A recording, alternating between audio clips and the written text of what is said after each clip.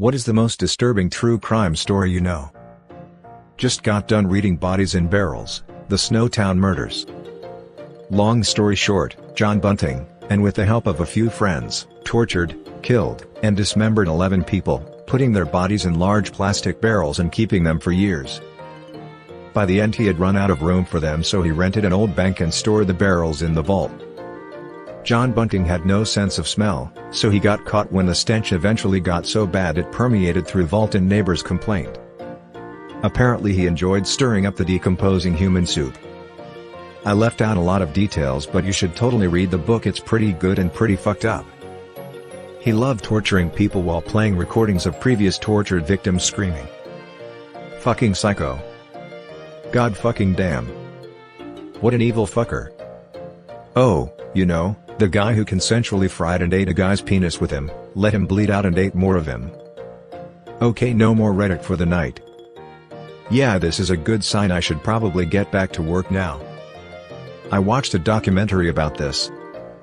If I recall, it was a bit of an accidental because part of the guy took longer to cook than he expected, and while he was cooking the guy bled out.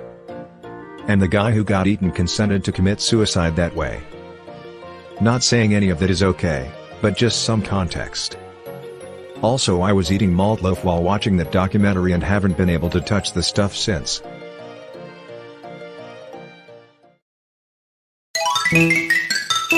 Mary Vincent. Total badass but horrifying survival story. Mary was 15 years old, I think, hitchhiking in California hoping to get back home.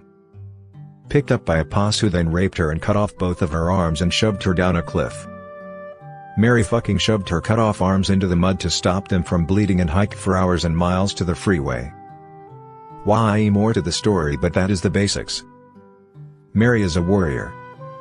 Reminds me of a lady from my country, Alison Boda, who was abducted and raped by two guys. After they were done, they proceeded to attempt to cut her head off and nearly achieved it. They left her for dead. She managed to crawl to the road while holding her head in place, and then signaled for help. She survived the ordeal and has written a book about it. Some URL. Catherine Knight, she killed her husband, carefully chopped him up, cooked parts of him and was about to serve him to the kids for dinner when the police turned up. You left out the gnarliest part. She skinned him, and left his human pelt hanging up by a doorway inside the home. The officers who arrived on the scene had to push it aside to make sure the ground floor was clear, and they didn't realize what it even was until they found his skinless, headless body sitting in the next room. His head was in a stock pot on the stove. Does it say her reason for trying to feed him to the kids? Pure spite. She was a mean, cruel bully long before she was a murderer. I don't remember the name, but I listened to a podcast about a hitchhiker getting kidnapped, but she managed to escape and the police would not believe she got kidnapped. Finally they pick up the guy on an unrelated charge and he just starts confessing. Turns out not only did he kidnap her, he had murdered a number of people, but with no consistent style, so no one had even linked the murders. It really makes you wonder if there's prolific serial killers out there that just don't follow any patterns. Edit, please help me find the name, it's been bugging me. I think the victim also made YouTube videos on how to escape a kidnapping. Jennifer Asbenson is the survivor. Removed. Shenandoah Bong. The greatest serial killer from Brazil, Pedrinho Matador, allegedly murdered more than 100 people, 47 of them while in jail. One of them was, for example, his own father, that was also arrested for killing his mother. He also ate his father's heart at the occasion. Once, he was in the cell with another murderer, famous for raping his cellmate. Pedrinho, afraid of being raped, killed the guy at the first day. Edit, I use the greatest in the bad way. Like the worst, the most prolific, the most infamous, or the one who killed more people. What a sick fuck. He's a free man now, and he has a YouTube channel. I feel a bit weird direct linking to it, but it's called Pedrinho x Matador com Jesus if you want to look it up. All of it's in Portuguese, of course. The murder of Jamie Bulger. A 2-year-old boy from Kirkby, Merseyside, England, who was abducted, tortured and killed by two 10-year-old boys, Robert Thompson and John Venables, On Friday, February 12, 1993. They both got off lightly as well, and Venables was repeatedly arrested later in life for CP charges. It is an offence in the UK to own or share a picture of these two or reveal any information about them. Similarly, the murder of Anna Kriegel in Ireland, a 14-year-old girl who was lured by two 13-year-old boys who raped and killed her. The two boys have never been publicly identified, and it's an offence to share any information about their identities. Someone is facing 3 years in prison for identifying them. What the fuck? 3 freaking years for something like that? The Setagaya murderer. He enters the house, slaughtered the whole family, chills at their home after that, eating ice cream and pooping. It was never solved. I just listened to that episode of Crime Junkies recently, and the pooping was so shocking for some reason. And I'm Brit. It truly is a baffling case. I can't believe that even with so much evidence they can't catch the killer.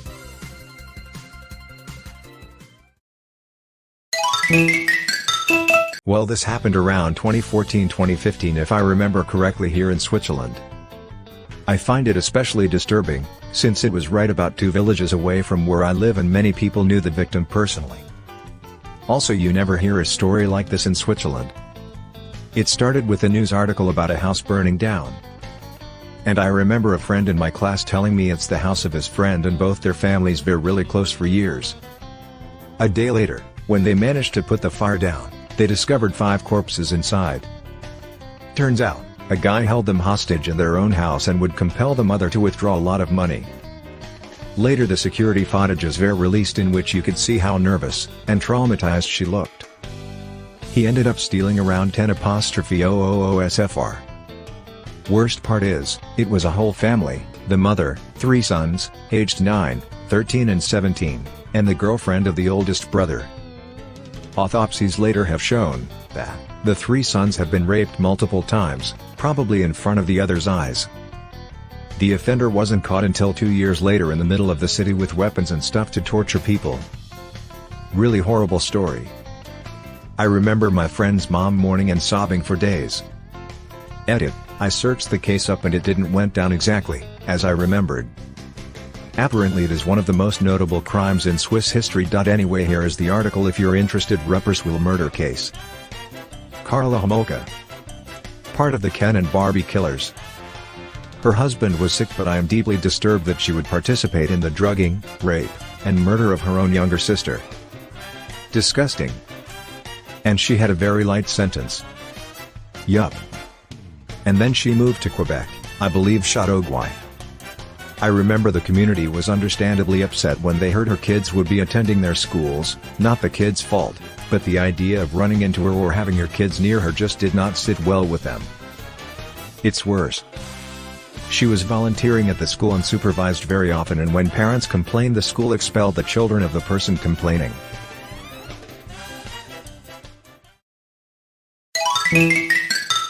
Read a book titled I Have Life about a young lady in South Africa who was kidnapped, raped for hours, stabbed, almost decapitated and left for dead. She explains how she walked from the pull-off area to the road so she could get help, and suddenly couldn't see. It ended up being that her head was dislodging from its normal position and she had to hold her head on with one hand while holding her intestines with the other. Says what kept her going was the thought her family would know by the blood that she suffered. Humans are tough and there are some fucking monsters out there. Peter Scully.